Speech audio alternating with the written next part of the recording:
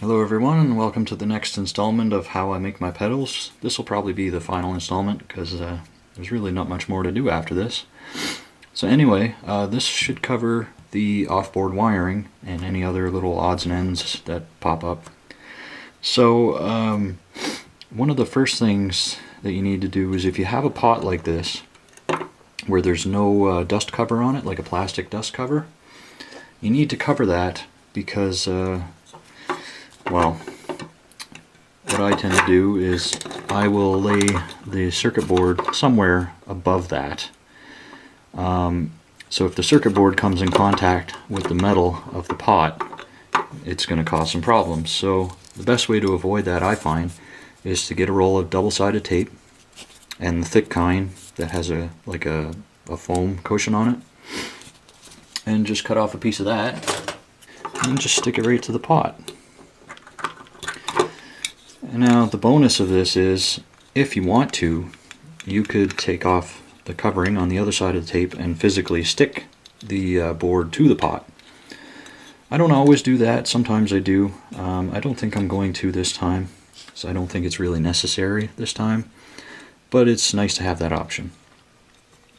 So that's just a little preparatory note that you should keep in mind before you get started with this.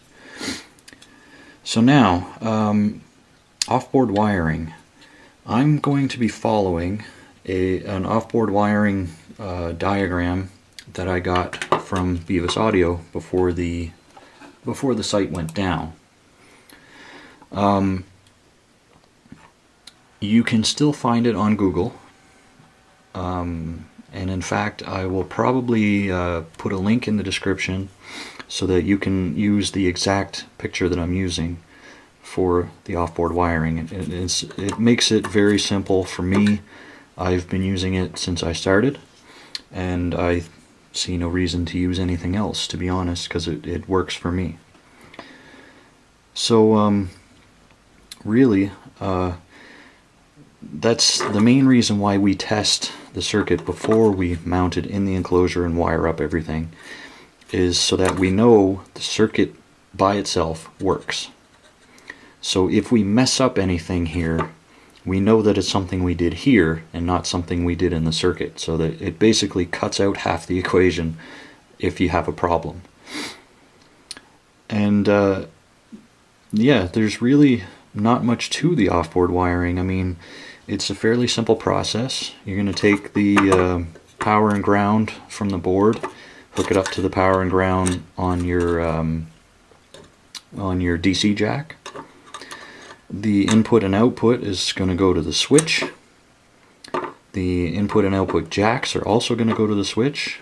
The LED will go partly to the switch and partly to the jack. And your jacks, input and output jacks, and the switch are all going to be connected to ground, basically. So it sounds more complicated than it really is, but if you just keep referring back to the picture that I linked, and just make sure that you have all your connections done, so try not to leave anything out. It can be easy to forget when it seems like it's a lot to do, but it's really not. And of course, the more you do it, the more it will become easy for you to do this kind of thing, this offboard wiring. But yeah, I think that picture itself explains everything better than I could. So I'm not going to take you step by step through the process of me physically wiring everything together. If I come across something interesting while I'm doing this, I will turn the camera back on and show you exactly what I did. But other than that, if you follow that picture, you should be fine with the offboard wiring. So I'm going to wire everything together, and I will come back to you very shortly. Alright guys, so one thing that I came across here that I should probably pass on, when you're doing up your LED wiring with the resistor in line and everything like that, so I would mount it there bend the wires to fit where I need them to go, but there's always a chance that something there could contact.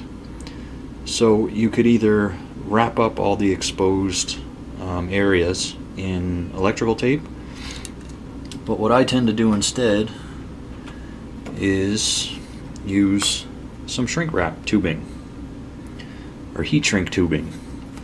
So you just take a couple pieces of heat shrink and cut them to whatever size you need, slide them over there and heat them up with a lighter, and that will be all you need to do. So I'll show you what that looks like. So it starts like this. You just get a couple pieces that will cover them completely. The one with the resistor on it might need to be slightly larger, as I've done here. And then it's just a matter of heating them up with a lighter. So you just have to watch your fingers, obviously.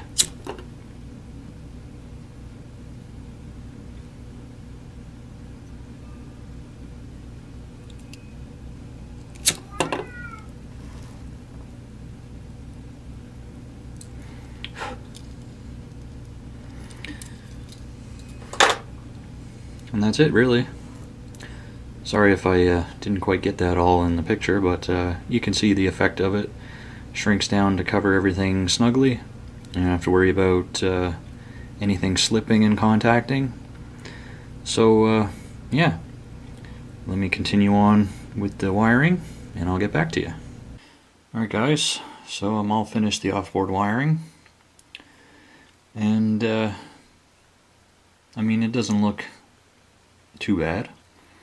I'm not as concerned about how it looks, as long as everything is connected properly. That should be your goal. Just double check everything, make sure everything's connected where it should be, and if it's not, fix it. And then that, you don't have to worry too much about how good it looks, as far as I'm concerned. Having said that, though, you may run into trouble if your wires are too long. That can result in some noise problems. There's other little things that you can do to help reduce noise and things like that. Like, as you can see, I've twisted together the power and ground wires to the board, and I've also twisted together the wires on the pot. Basically, any two wires that run close together, I try to twist them together just to reduce noise, and it also helps clean everything up a little bit on the inside of the enclosure as well.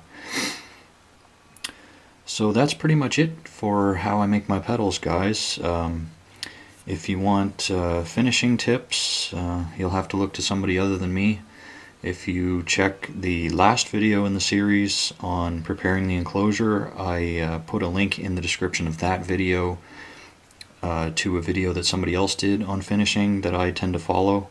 It's also a good video on how to design your labels. So if you want finishing tips, go check out that video.